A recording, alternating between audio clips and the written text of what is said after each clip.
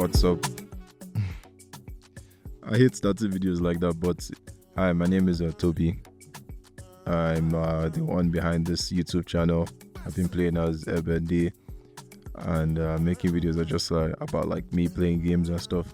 But today, I decided to do something different. Today is going to just be, I'm trying something new. I don't know how well it's going to perform. I don't really care how it's going to perform. I'm just like, I might as well do something useful with my time. This video is going to be about Nigerian representation in gaming. This sounds like something I'll do as a project in school, I know. Very random, I don't know, but like one day I just noticed like, wow, there are a lot of like Nigerians and stuff nowadays, like fictional stuff, shows, books, obviously books, and sometimes even in games. Yes, that's something that I'm very concerned about. I love games a lot. I play them too much, honestly, and it's just a really big part of my life. Bad or good or bad rather, it's a part of my life. And I've come to notice that we are getting a lot of traction, representation in games now, because most of the time it was just shows where Nigerian characters would pull up. And you'll be like, wow, that's a Nigerian, bro. As a child, you'll be like, that's a Nigerian in my favorite show. Oh my god. It's basically the same as, oh wow, that's a Nigerian in my favorite game. And yeah, it's just something that the devs have done really well. I like the way we are represented in these games that I'm about to talk about. And thank you, first of all, for clicking on this video. I really appreciate it that you saw this. Whatever the thumbnail looks like, I don't know what it looks like because this is just me recording. And you clicked on it. Thank you for showing up. If you do enjoy this video, please do leave a like. And that's it, honestly. I'm just going to go ahead and start the video. Hopefully I can get this right. But before we dive in though, I just want to say, for me, nothing feels better than seeing my culture represented in games, especially the ones that I actually play. I grew up in Nigeria, if you can't tell with my accent and stuff. I was born to a Yoruba dad and an Igbo mom, so all these characters in one way or another connect deeply to my culture and to who I am. This kind of video isn't something I usually do, but I hope it encourages the developers to include more representation like this, not just for Africans obviously, but for every culture out there, because it really helps, to do stuff like this, because it will definitely attract more players and stuff when they see that they are getting represented in a game, especially a game that's they definitely like to play. But I'm going to stop yapping and let's continue into the video. Thank you. Hot cocoa? Fine, I'll have some. Hot. All right, first up we have my goat, the one, the only Doomfist. History is written by the victors. His full name is Akande Ogundimo, and he's one of the most iconic Nigerian characters in gaming. He made his debut in Overwatch, Blizzard's first-person shooter, back in 2017 as the game's 25th hero. The whole concept of Doomfist obviously is a fist of doom. He uses his giant gauntlets to fight, and he has a bunch of mechanics in the game. Like he has this punch he charges up, punch across like the whole map, seismic slams where he leaps and then slams to the ground, sending like a shockwave towards his enemies. And then his ult is this meteor strike where he he goes up into the sky, becomes invulnerable, heals now because they buffed him, and like a meteor comes back down to the ground and devastates anybody that's like right below him when he lands.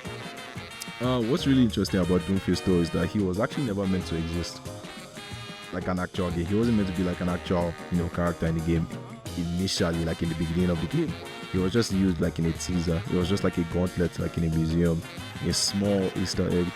And a lot of fans saw it in the Overwatch trailer. This was like in 2014, but people went crazy for it. So Overwatch, they decided they would turn the reference into a full character, and that is why we have Doomfist.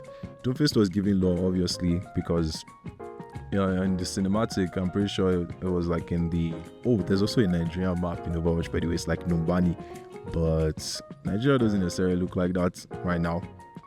It can, in the future maybe, but it doesn't look like that right now. Anyways, I think it was like a museum inside that's where the gauntlet was.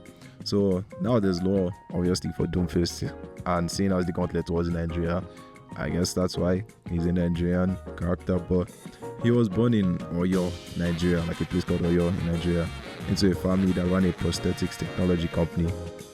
And after he lost his arm during the Omnic War, he replaced it with advanced cybernetics, not the gauntlets, not the gauntlet obviously, not yet, but he became the third person to inherit the gauntlets eventually. And then eventually he killed his mentor, took the title for himself, and rose to become one of the leaders of Talon, which is like the main antagonist group in Overwatch, because Overwatch has Talon, they're always fighting against.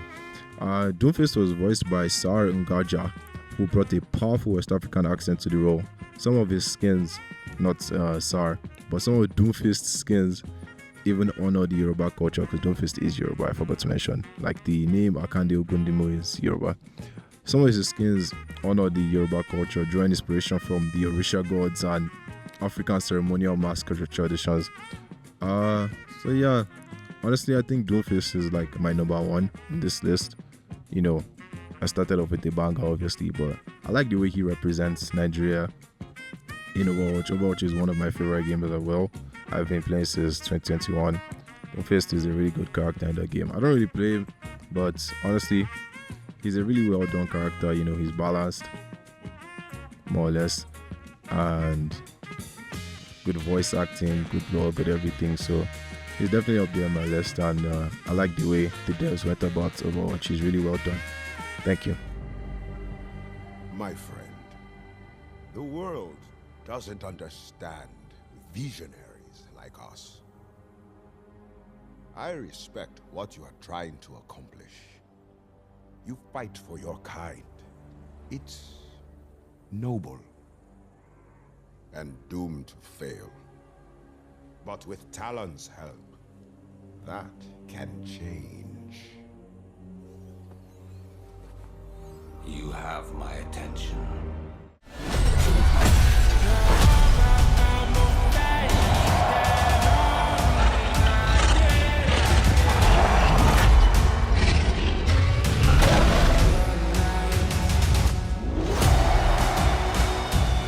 Everything he touches will be changed. This, it cannot be unseen. Next up, we have Seer. I see it in me. A boy born under a bad omen turn his tale into a legend. Change is relentless. But that does not mean it cannot be beautiful. His real name is Obi Edolasim.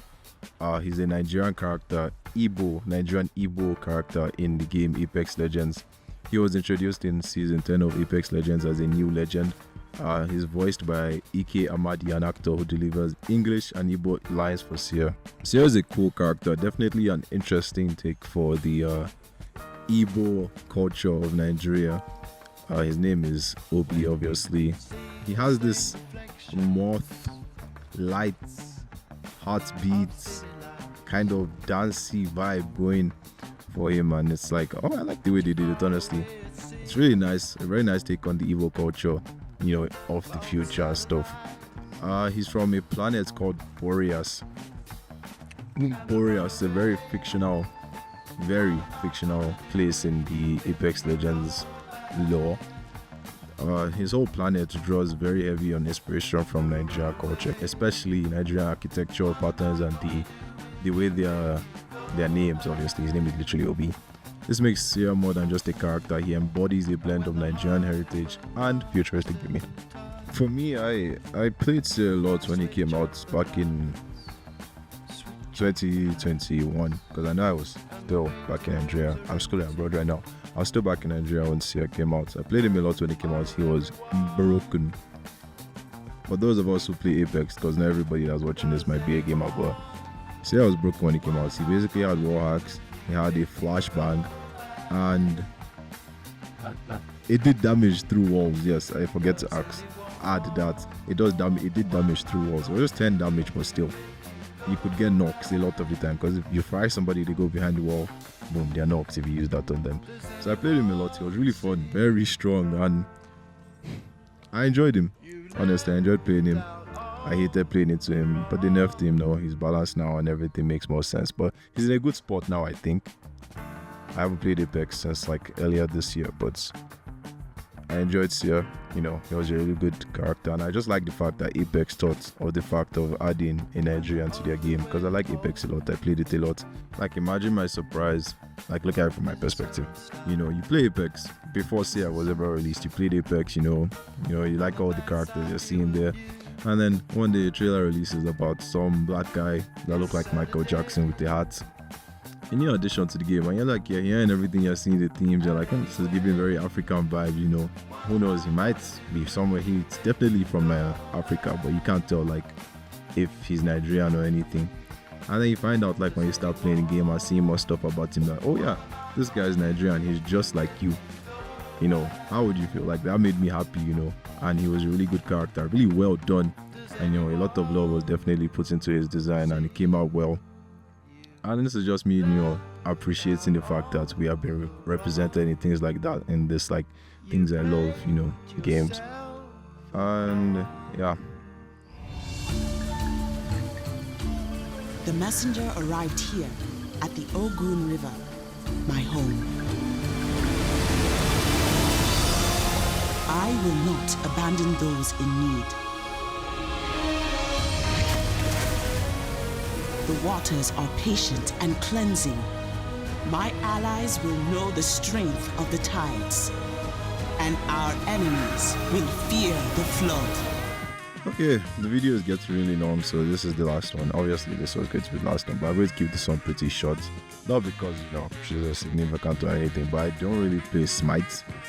I was really interested in like the whole god thing, like how in Yoruba we had a lot of gods and goddesses, like in high school at least. That's where I learned the most about them when I was taking my Yoruba classes. But they brought two of the gods to this game called Smite that I played a little bit, but I haven't played, like I didn't play a lot. I just played a little bit because I was bored and my friends also wanted to try it, so it was fun and it was really nice and like surprising to see, because Smite is about gods from all over the place, and it's very interesting to see that they added Yoruba gods like Shango and Yemoja, but for this video I'm just talking about Yemoja.